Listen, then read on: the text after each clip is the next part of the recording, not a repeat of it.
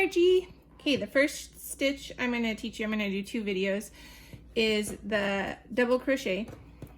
It's a lot like the single crochet.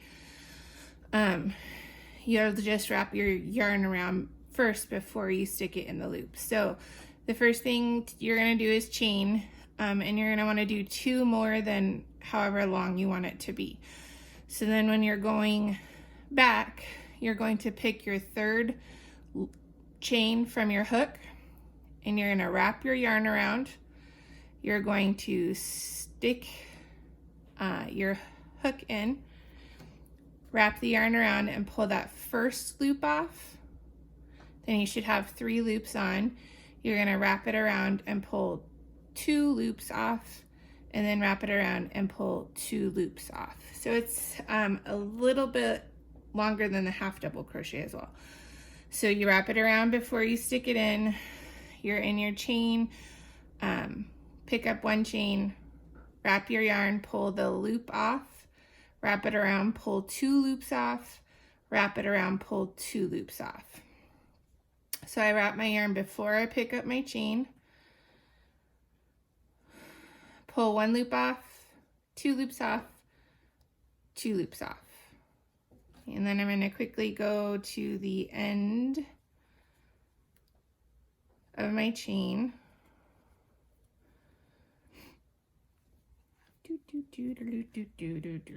As I run out of yarn that's pulled out. So again, wrap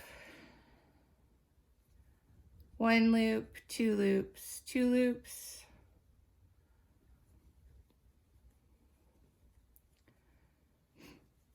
And then when we get to the end, the difference is that you'll chain 2 before you turn around. I always have a hard time with my edges. If you go into the first loop, kind of first stitch, you have to be careful, because when you get to the end, you might have too many stitches, and then if you skip the loop, then you kind of are left with these little holes. So it's kind of up to you aesthetically how you like it, how you want it to be. So I have my 2 chains. I usually go into the first loop because I don't like having kind of a little gap, but then you have to make sure you're counting. So I'll show you the 2 differences. So I wrap my yarn, I pick up my V, and then I pull off the V, 2 loops, 2 loops.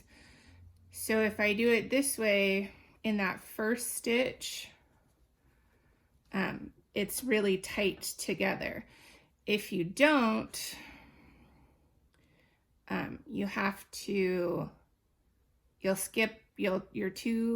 skip that first one and go into the next one.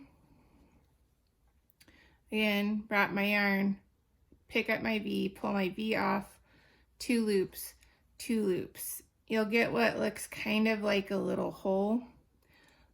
So like I said, it's up to you which way that you want it. Just make sure you're counting your stitches so that they're the same each time. So I'm gonna go a couple more, wrap my yarn, pick up my V, pull it through, 2 loops, 2 loops.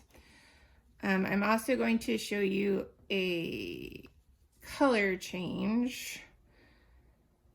Yours look great, but one way that I found that, especially in my animals, is to do the change before you finish your stitch. So I'm gonna get 1 more done.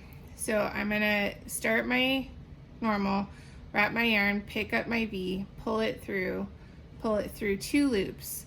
Now I'm gonna switch colors. So I'm gonna take my yarn, I'm gonna leave myself a tail, and instead of wrapping it around and pulling it through the last 2 loops, I'm gonna pull this color through the last 2 loops. And you're gonna wanna pull that purple color dark, a little bit tight, but be careful, you don't wanna pull it too tight. And then I'm going to make sure I'm with my working yarn and not my tail, and I'm just going to keep going.